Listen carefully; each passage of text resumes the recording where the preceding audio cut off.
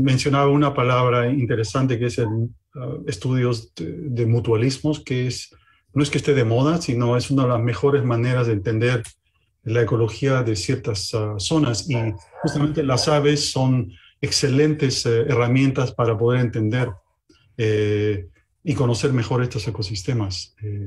Sí, adelante. Ok, ya, ok, voy a compartir, bueno, sí, no puedo, si podría compartir mi pantalla, no puedo. Sí, supongo que puede, sí. Dice que no. Ok, entonces yo pongo la imagen. Sí, por favor.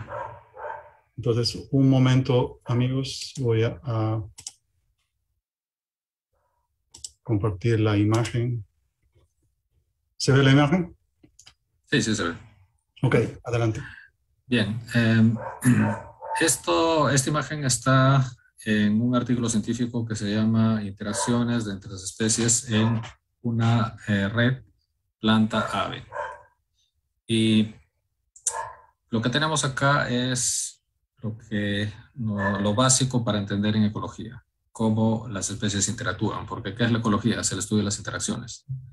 Ya, ¿y cómo interaccionan? Este es un buen ejemplo.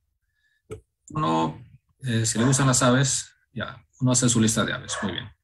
Y si quiere investigar algo más, debería hacer su lista de plantas. Pero ahora, ¿cómo interactúan estas aves con esas plantas?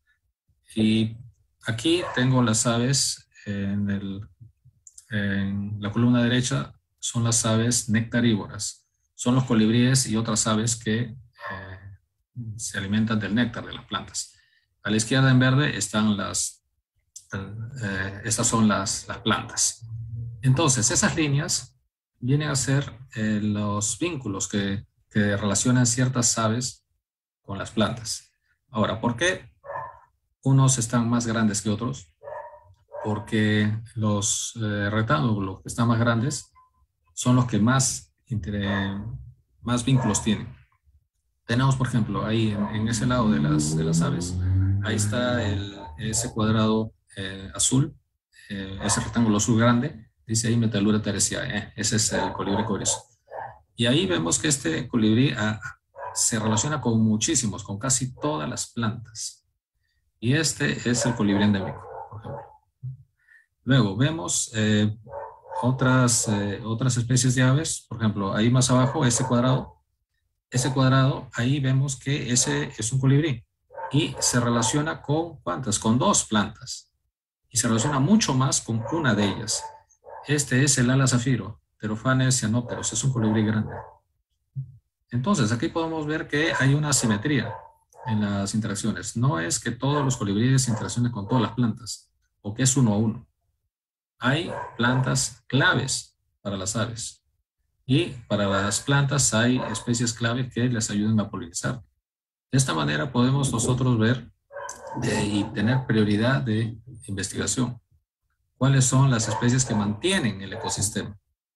Por eso tenemos ahí este colibrí que es endémico, no está amenazado. ¿Por qué no está amenazado? Porque tiene varios recursos, porque puede visitar a varias plantas, ¿no? Tenemos también ciertas plantas que son importantes porque son visitadas por varias aves y esas son las que tienen el rectángulo más grande. Y una cosa también interesante que yo pude ver ahí es que no solamente los colibríes son los principales visitadores de las plantas con néctar.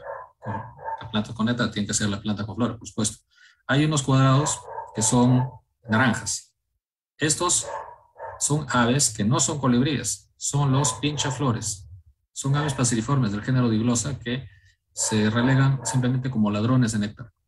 Sin embargo, al hacer el estudio nos dimos cuenta que son también visitantes importantes dentro de esta red.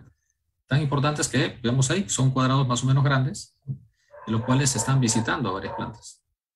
Así fue como en este estudio, ahí, hemos podido ver esta red de interacción. Y esto es lo que ahí en el Congreso presenté no solamente de este lugar, sino de otros sitios para tratar de ver cuáles son esas especies claves y si en distintos bosques montanos vamos a tener las mismas, ¿no? Para ver cuáles sería nuestro énfasis en investigación y conservación, qué especies de plantas y de aves van a ser las que mantienen la estructura del ecosistema, en este caso de una red de polinización.